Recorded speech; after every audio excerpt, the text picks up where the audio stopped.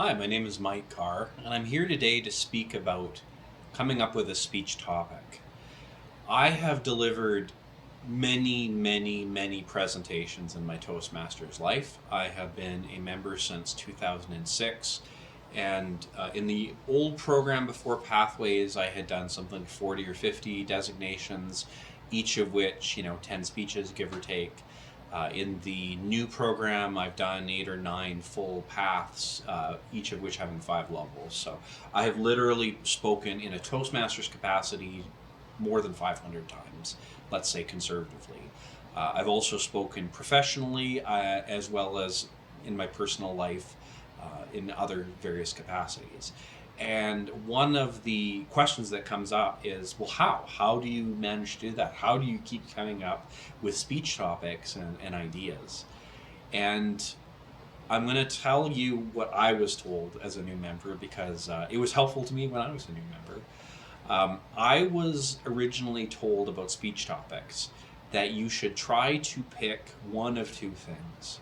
You should try to pick speech topics that you are interested in, one, or that your audience is interested in, two.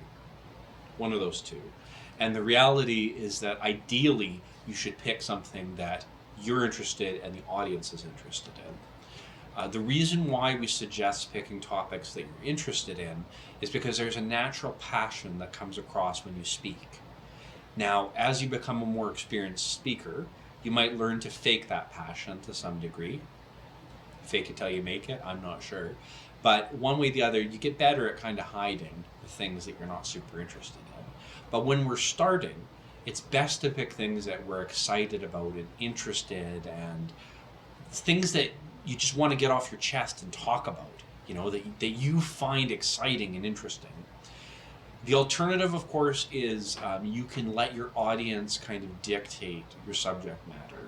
So if I'm speaking to a group of people that are involved in mining, for example, my background in information technology may or may not be applicable. What is applicable is potentially things that are relevant to people that mine. Changes in laws or legislations or technology or tools or otherwise. That group is probably going to be super interested in those sorts of topics. So giving some attention to what the audience wants to hear about can be really productive, as can things that we're interested in.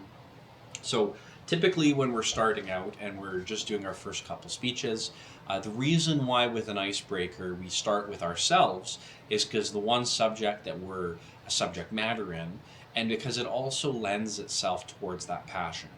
So whether or not you're talking about your professional life, your personal life, how you met your wife, hobbies that you have maybe, all of those things are things that you're going to get excited about and interested in, and you're going to come across a lot more passionate than if I asked you to tell me about your least favorite high school class. Well, went to school and I took physics and I didn't like physics and it wasn't very exciting, but it was very relevant. It becomes kind of flat and kind of boring. And we can get that sparkle in that cover when we find those things that interest us and also interest our audience. Now, there is a time and a place. Obviously, the speech format to some degree is going to dictate what we do. So when you get a little bit more advanced in your Toastmasters journey, when you get to like level 3 and above in Pathways, you get into these kind of specialty speeches. And maybe, for example, you're doing a specialty speech on a question and answer session. That's one of the projects that you get to do. Well, a question and answer session is going to take us in a particular direction. It's not going to be like an icebreaker speech talking about ourselves, unless maybe we're so interesting that natural questions are to come from that.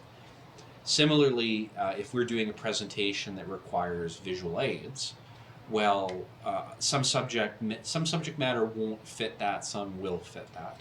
So the format of the speech, the length of the speech time, that might help to steer what we're doing sometimes.